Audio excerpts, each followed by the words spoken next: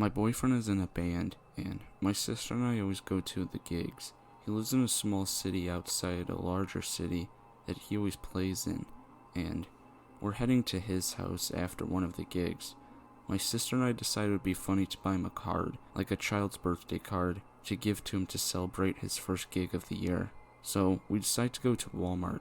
As soon as we get inside, we are followed by two men. Both are in their mid to late 20s. My sister and I are 18 and 20. I've been followed in places before, and it's always an uncomfortable experience, so we try to lose them. We eventually do, after fast walking through random aisles for 10 minutes. We buy the card and some snacks and head back out to the car. We leave and we start driving for a bit. That's when we notice a car that's been following us for a while, and when my sister looks in, she tells me that she thinks it's the two guys from the store. At this point, I notice, and it is them, and I'm really freaking out. My boyfriend's house is not on a busy road, so we know they're not just happening to go the same way as us. I call my boyfriend up about halfway to his house. The two guys are following us very closely still. I explain to him what's happening, so he comes outside and waits for us on his porch. We pull into his driveway and stay in the car for a minute. The two guys drive by really slowly, then speed down the street. My sister and I go inside, really shaken up. We notice for the next half hour or so, the guys drive by several times, each time really slowly. We lock the doors and windows and pull all the blinds, and that night we even slept in the living room. So, creepy Walmart guys who decide to follow us home, let's not meet again.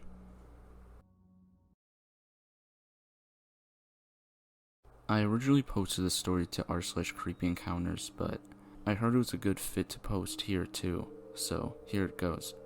Ever since I was 14 years old, I've been scared of lightning. It started when I was out on a soccer field during a thunderstorm, and lightning struck the fence just over 100 feet away from me.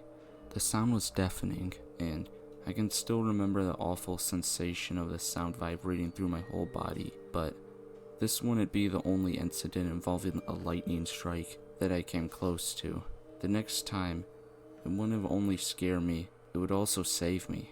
When I turned 20, I moved out of my parents' house, who lived in the capital of my country, to a small community in the south, and I have no intention of moving back. Sure, a little girl that grew up in the city is used to the endless variation of restaurants, bars, stores that never close, and a city that never sleeps, but I like it here.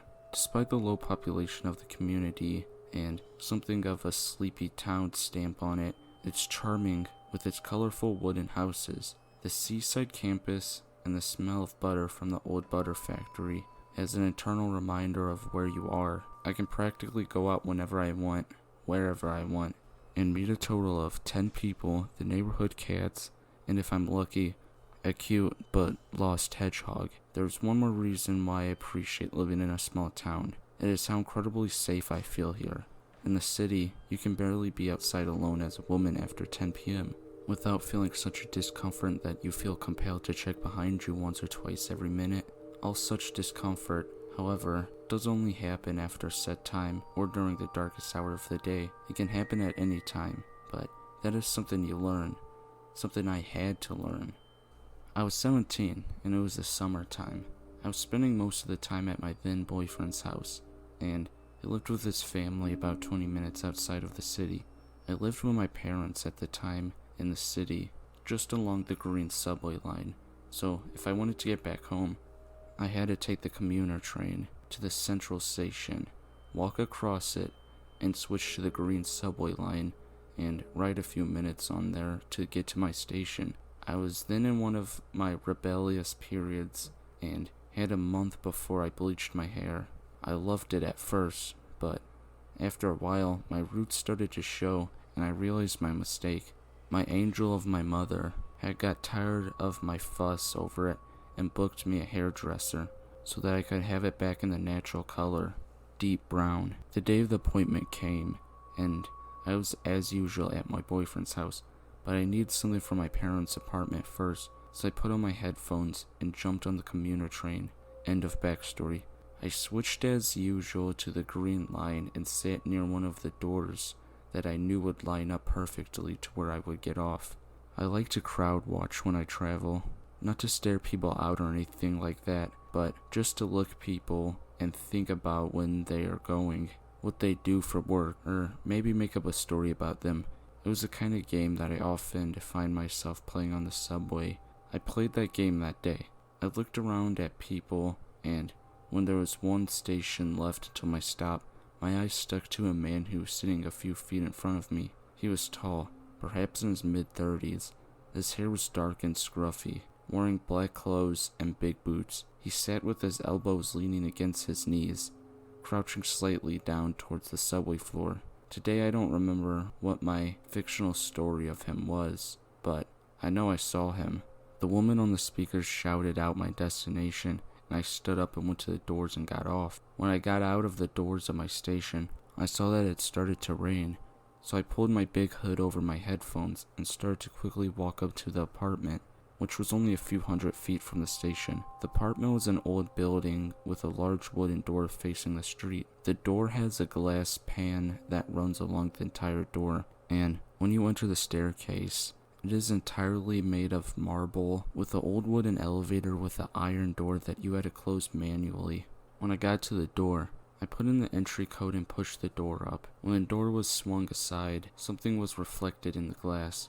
I turned around and saw the man from the subway standing behind me. At first I was a little shocked that he was so close to me, but I assumed he was just one of my neighbors or a neighbor's friend. I also assumed that he stood so close to me because it rained and he didn't want to get wet. So I said hello and pressed the up button an extra time with my hip while I took my headphones off. He didn't answer me. I went to the lift and pressed the button, but I heard that it did not start. So I assumed that the neighbors had opened the door to park the elevator at the floor.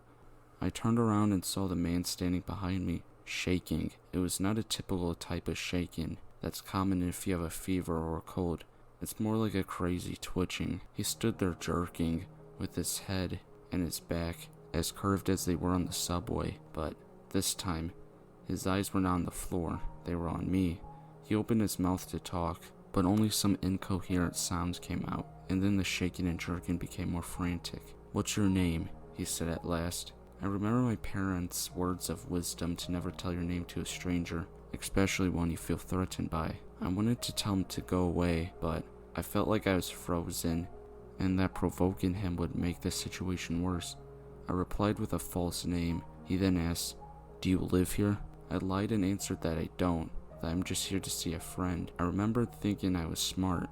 Now he didn't know my name or where I lived, I thought, but it was now he started moving closer to me. I started backing up. He must have seen the fear in my eyes, but he continued, scuffing towards me. I heard the elevator engine start ticking and that it was on its way down. He told me he has been following me on the train, that he saw me there, and that he had to follow me. It was now that he lifted his head from his previous position, showing how tall he really was, and the shaking stopped. He spoke again. "You're the most beautiful thing I've ever seen." If I thought I was frozen before, that was an understatement. I was now pressed against the elevator door, and he was so close I could feel his scent. Some may think that these words still have to be somewhat flattering, but the way he said it, it sounded like a death sentence, like something bad. Bad for me, at least. It was about when I heard the elevator stop on the first floor, and someone walked down the stairs to the courtroom door. That door is located on a small platform between the ground floor and the first floor stairs. You also know how you can recognize the sound of your parents' steps? I did with these steps that were coming down the stairs. I knew it was one of my parents, and when I listened in, they were my father's. I quickly thought that I would scream for him, but then I realized the man would know that I first lied, and he might get angry and do something to my old father. That was when my father opened the door to the courtroom, and the lightning struck the yard. The sound waves of cracking lightning pressed itself through the open door and made the whole marble stairwell scream. I screamed. The man screamed. I went to my usual position regarding thunder and lightning, fetal position on the floor. He, on the other hand, jumped backwards and started running out while shouting that we will be seeing each other again soon.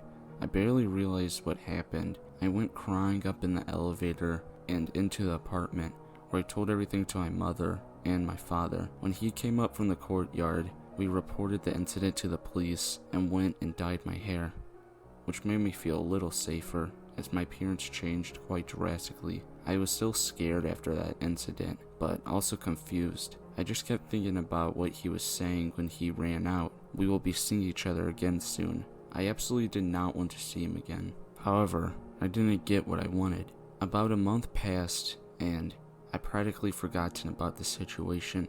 I was on my way to Central Station to meet up with my boyfriend, who was on the commuter train on his way to me. I stood and waited for him in the hallway between the commuter trains and the subway.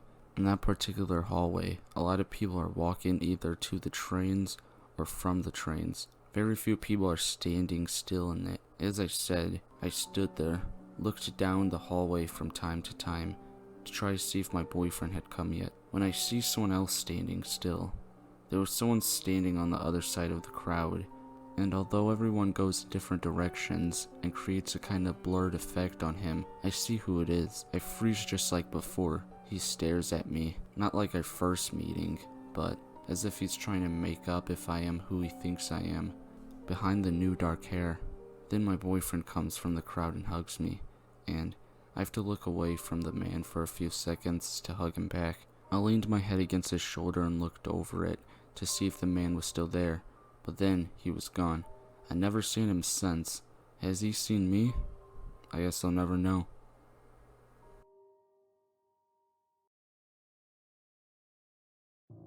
This story happened about 18 months ago.